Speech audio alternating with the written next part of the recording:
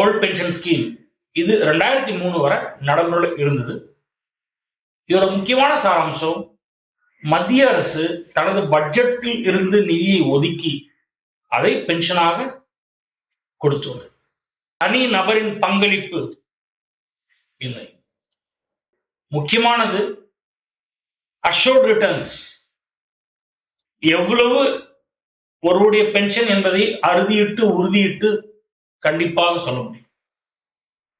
மூணாவது முக்கியமானது, பணவீக்கத்தை கருத்தில் கொண்டு கணக்கிட்டு அதை டிஎன்எஸ் அலவன்ஸாக கொடுத்தோம். இந்த ஓல்ட் பென்ஷன் இப்படி போயிட்டு இருக்கிற தகவல தான் 2004 என்பிஎஸ் நேஷனல் பென்ஷன் ஸ்கீம் அறிமுகப்படுத்தினார். அதோட முக்கியமான சாராம்சம், மத்திய அரசு தனது பட்ஜெட்டில் இருந்து கொடுத்த பங்களிப்பை நிறுத்தினாங்க. இண்டிவிஜுவல் எம்ப்ளாயிஸ் கான்ட்ரிபியூஷன், பணியாளர்களின் பங்களிப்பு அப்படின்ற ஒரு நாவல் கான்செப்டை கொண்டு வந்தாங்க.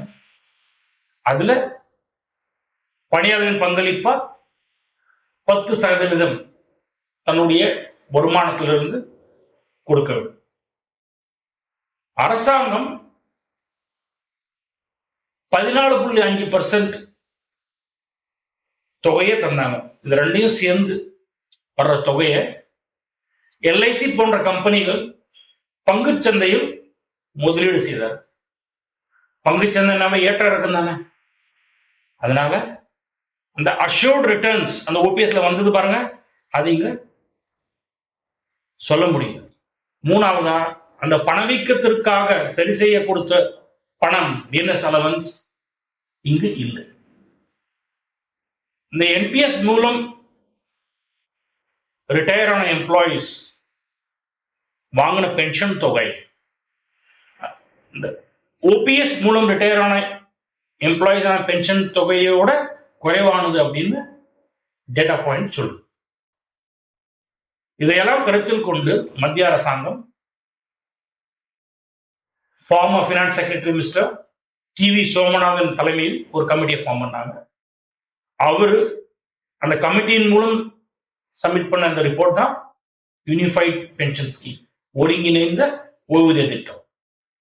அதோட சாராம்சம் பார்த்தீங்கன்னா, அந்த தனி நபரின் பங்களிப்பு எம்ப்ளாயிஸ் கான்ட்ரிபியூஷன் 10% அது தொடரும். அரசாங்கத்தோட பங்களிப்பு 14.5 விழுக்காடுல இருந்தது இல்லைங்களா, அது 18% உயருது. ரெண்டாவது, பணவீக்கத்தை கருத்தில் கொண்டு கணக்கிட்டு அந்த டிஎன்எஸ் அலவன்ஸ் வழங்கப்படும்.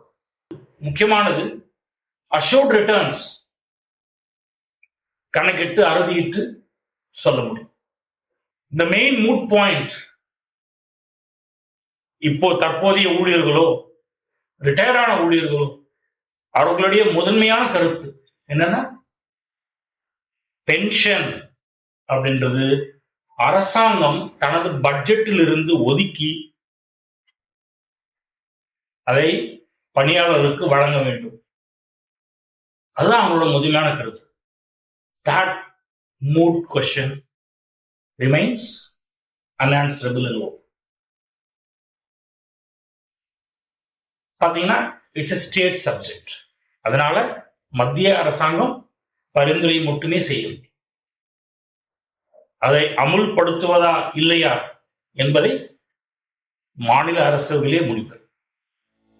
தேங்க்யூ.